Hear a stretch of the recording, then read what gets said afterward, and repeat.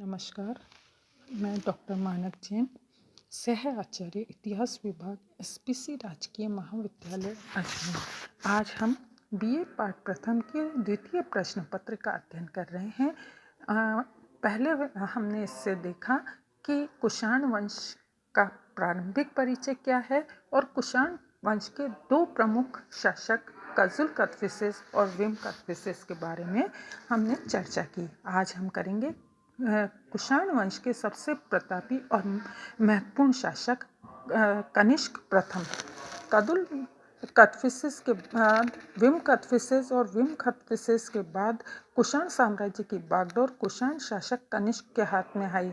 कुछ विद्वान कनिष्क को छोटी यूची जाति का बताते हैं, जबकि विम बड़ी यूची जाति का था, किंतु इसके विपरीत मथुरा देवकुल मूर्तियों में विम के साथ कनिष्क की मूर्ति मिली है। अतः संभव है कि दोनों एक ही वंश के शासक रहे होंगे। वह कुषाण शासकों में सबसे प्रतापी और महान राजा था। कनिष्क का भारतीय इतिहास में महत्वपूर्ण स्थान है। संभवतः 78 ईस्वी में राज सिंहासन पर बैठा। कुछ इतिहासकारों का विचार है कि कनिष्क ने ही शक संवत की नींव डाली होगी। नेक्स्ट है कनिष्क का साम्राज्य और विजय अभियान। सम्राट कनिष्क एक विशाल साम्राज्य का स्वामी था। कनिष्क के समय विश्व में 3 बड़े साम्राज्य थे। इसमें 2 पार्थिया और चीन से उसकी सीमाएं छूती थी और तीसरा रोमन साम्राज्य उसका व्यापारिक प्रतिद्वंदी था। कनिष्क प्रथम ने चीन में कनिष्क के समय शक्तिशाली हान वंश का शासक था। उसके सेनापति पान चाओ ने खेतान, कश्वार, कूचा और कारा शहर पर कब्जा करके संपूर्ण चीनी तुर्किस्तान पर अधिकार कर लिया।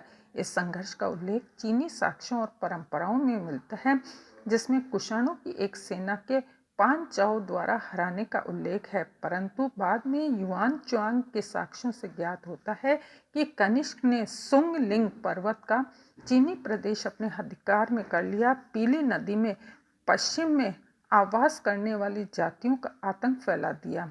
युआन चांग ने इन लोगों के द्वारा अपने 2 राजकुमारों को कुषाण दरबार में बंधक बनाने का भी उल्लेख किया है। इस प्रकार उसे चीनी तुर्किस्तान को अपने साम्राज्य में मिला लिया। इससे स्पष्ट होता है कि कनिष्क एक शक्तिशाली विजेता सम्राट था, जिसने उत्तराधिकार से प्राप्त राज्य को न केवल संरक्षण दिया बल्कि उसे विस्तृत भी किया। उसके साम्राज्य की सीमाएं इस प्रकार थी।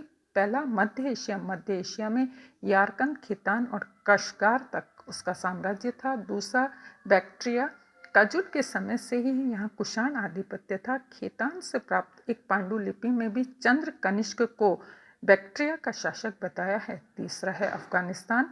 काबुल अभिलेख से अफगानिस्तान के कुछ भागों पर अधिकार प्रकट होता है। यह अधिकार निश्चय ही कनिष्क के समय से ही था, क्योंकि इसकी विजय स्वयं हुविश्क ने नहीं की थी। चौथा है उत्तरी सीमा। पश्चिमी सीमांत प्रांत इस प्रदेश पर कनिष्क अधिकार था, लेकिन पुरुषपुर कनिष्क की राजधानी थी। पांचवा है गांधार। युआन चांग के वर्णनानुसार गांधार पर कनिष्क का अधिकार था।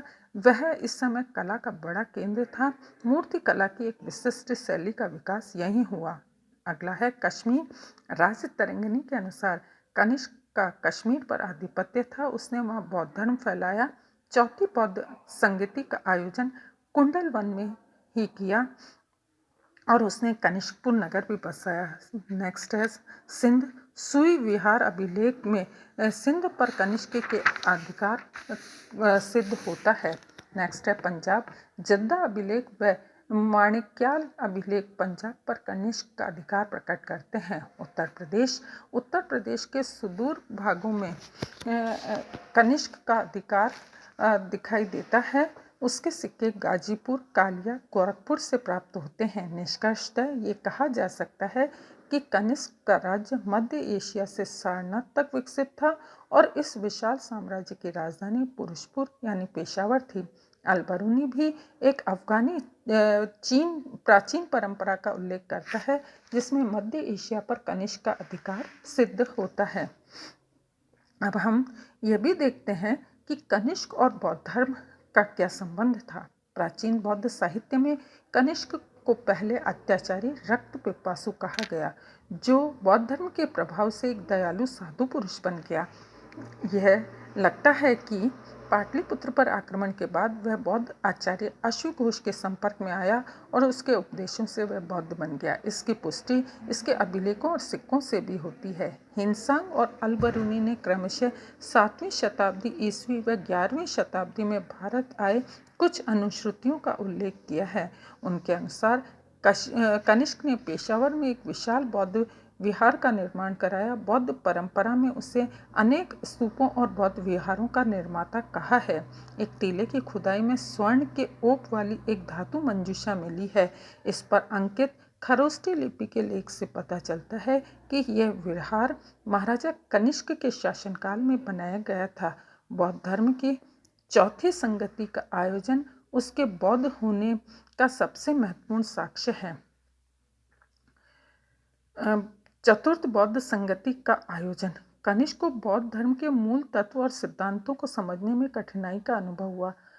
इसका मुख्य कारण बौद्ध धर्म के स्वरूप में अस्पष्टता का आ जाना था। उस समय बौद्ध आचार्यों में भी मतभेद उत्पन्न हो गए थे।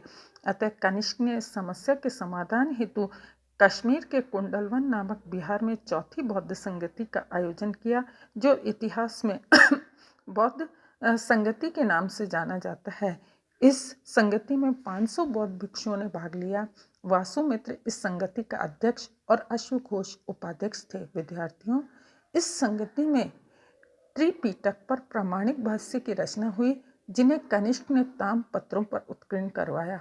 इस संगति में हुई धर्म चर्चा के बाद ही बौद्ध धर्म हीनयान और महायान शाखा में विभक्त हो गया। इस संगति का अधिवेशन 6 महीने तक चला। इस संगति में पहली बार बौद्ध ग्रंथों में पाली के स्थान पर संस्कृत भाषा का प्रयोग किया गया। इस प्रकार कनिष्क का बौद्ध धर्म के विस्तार में अशोक के बाद सर्वाधिक योगदान माना जाता है। इति नमस्कार।